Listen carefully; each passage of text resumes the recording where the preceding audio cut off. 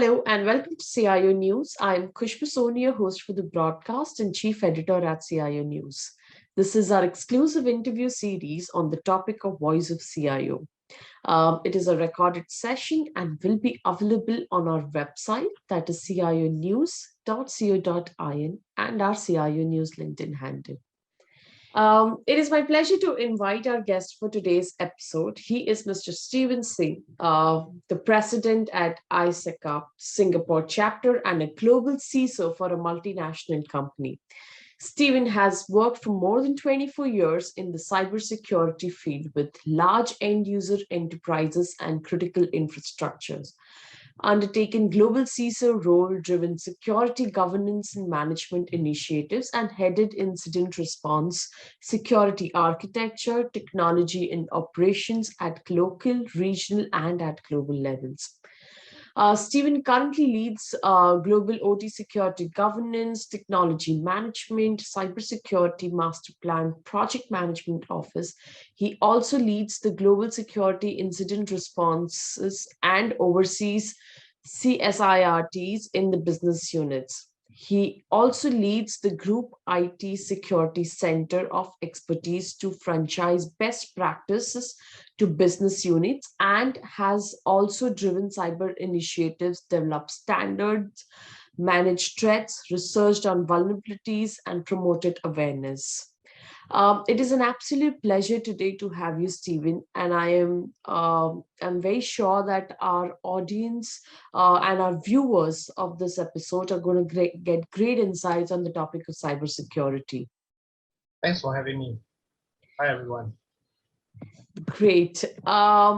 So I wanted to begin by putting my first question around what are the top considerations for IT services industries to adapt and keep a focus on cybersecurity in the work from home scenario and a hybrid scenario?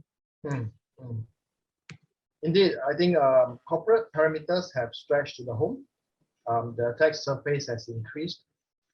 Unlike corporate endpoints in a defensible corporate network with trained professionals protecting them, endpoints are now placed in home networks that may not have been adequately secured. VPNs or virtual private networks have also been increasingly targeted during work from home. As a result of work from home, companies are increasingly also adopting cloud technologies. Right. Companies that have digitally transformed prior to the pandemic are placed in a good state. But for companies who weren't and rushed into cloud adoption, they had run the risk of inadequate risk identification, assessment, and management, resulting in misconfigurations and vulnerabilities being exploited by hackers. Right. Therefore, key risk indicators need to be updated in view of this increased exposure. Right. Approach towards the establishment of controls across people, process, and technology needs to change with the digital transformation and acceleration in order to sustain business and remain resilient. Right. Right. Awesome.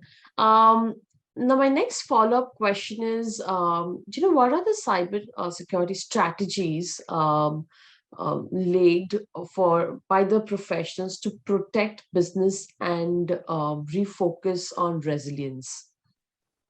In my view, businesses need to adopt a zero trust approach to reduce the risk from this increased exposure to attacks.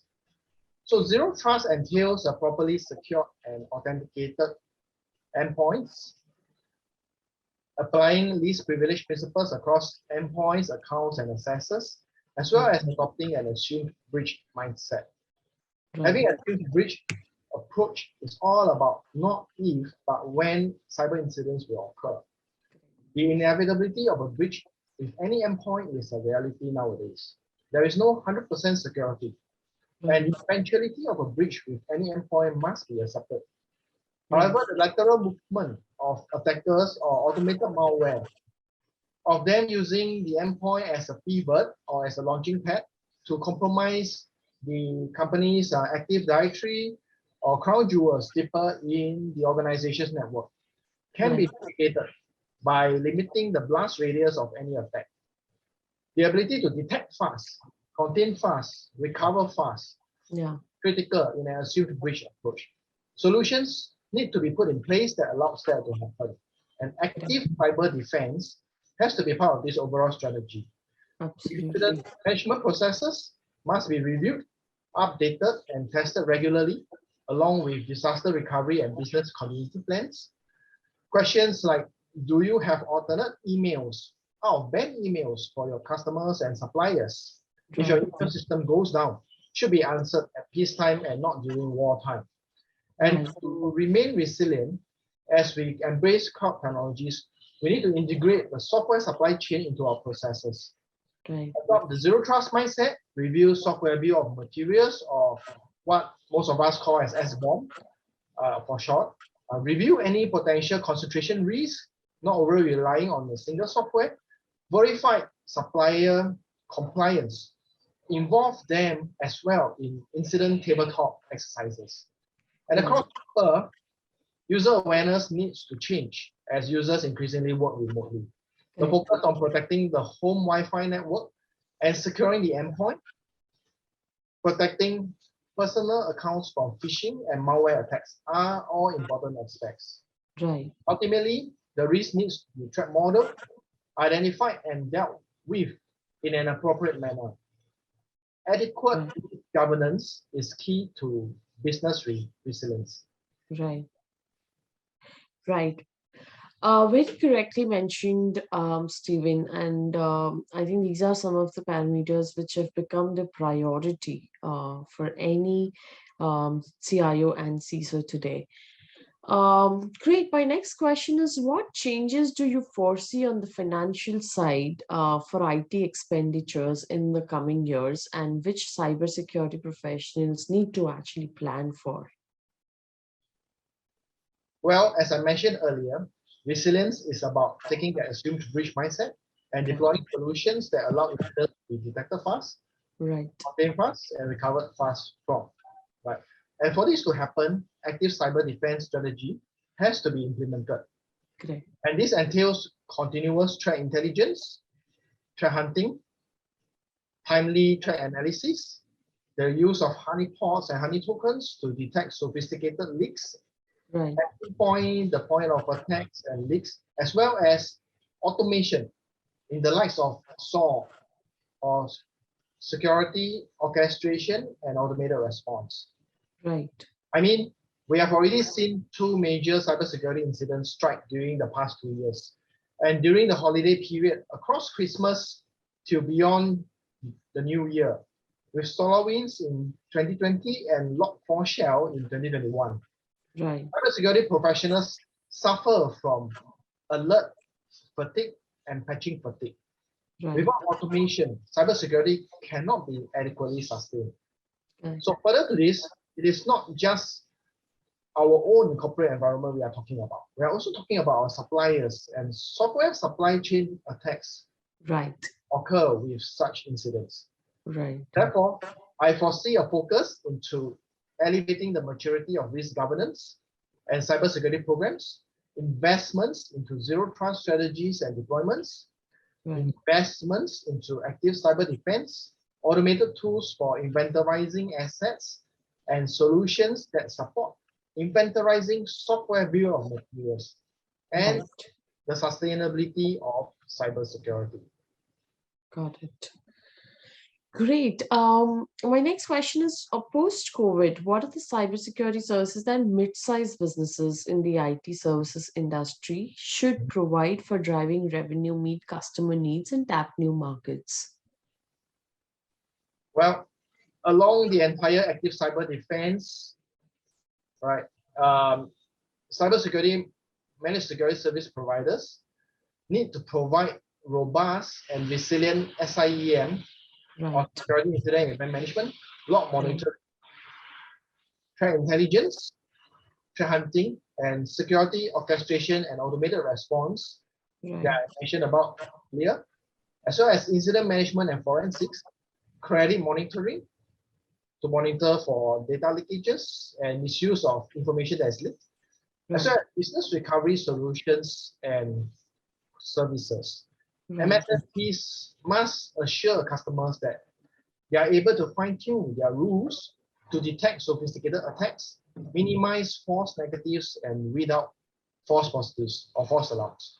And more importantly, and most importantly actually, MSSPs must assure customers that they have adequate security controls put in place to protect themselves from being victims of attacks. With customers ending up suffering from collateral damage in the likes of SolarWinds and the Kaseya breaches that we have seen occurring in the past 2 years. Right. Great, great conversation so far. My next question is, what aspects of IT departments are the key to ensuring optimal service delivery to their internal customers? Well, cybersecurity is everyone's responsibility. It is Yes. not a single person's role. So good governance is about realizing business benefits with using optimal resources, optimal risk. So optimal service delivery, in my view, must be supported by optimal risk and resources. The Right. RACI, or the responsibilities and accountabilities, must be well defined in IT departments so that this can be achieved. Correct. Getting the buy-in from internal customers, understanding the risks, benchmarking against other organizations, awareness of the threat landscape, making well-informed decisions as risk owners must be communicated to internal customers. Right. How much to spend on cybersecurity is a question that system and risk owners need to be involved in answering in consideration of the entire enterprise risk appetite and Right. cybersecurity risk landscape and posture and the security posture, right? So the Right. risk teams and the cybersecurity teams need to support the risk owners to make these well-informed decisions. Correct. Correct. Great. My next question is, how can OT, the operational technology, and IoT threat and vulnerability intelligence help companies to stay on top of the emerging cybersecurity threats and new vulnerabilities? The joke of the town always had it that IoT doesn't stand for Internet of Things. It stands for Internet of Threats because there are so many threats that come with the use of IoT. Right. Well, TVRA, or Threat Vulnerability and Risk Assessment, are part and parcel of risk governance. So as shared earlier as well, we need to adopt the zero trust, take an assume breach mindset, and deploy an active cyber defense. Indicators of exposures or IOEs or of vulnerabilities are important. Right. So when we look at Echelon incident, when the Echelon file transfer appliance had a 0-day vulnerability, Right. that a fix has not been released, learning what the compensating controls or mitigating measures are would have greatly reduced the attack surface Right. to those compromised customers. Therefore, situational awareness is key to effective detection, containment, and recovery as well. Right. Intelligence, especially when public sources are not available, are crucial to determining and putting in place countermeasures. Right. IOEs are indicators of compromise and IOAs are indicators of attacks. Allow you to update your security solutions, such as your intrusion prevention systems, IPSs, endpoint solutions like your EDRs, endpoint detection and response solutions, web security gateways, Right. and many more. So tactics and procedures or TTPs are identified against the MITRE attack framework, allows threats to be detected fast so that they can be contained fast to prevent snowballing of impact and therefore the and the sustainability of business resilience. Right. But when vulnerability and threat intelligence is timely, they help in our assessment of the threat against our security posture and therefore the risk and take countermeasures where necessary. I have encountered non-public threat intelligence through my subscription to ISACs or Information Sharing and Analysis Center services, and that has helped me take the necessary countermeasures before an attack hit our shores. And especially important as IT and OT converges in this era of digitalization 4.0.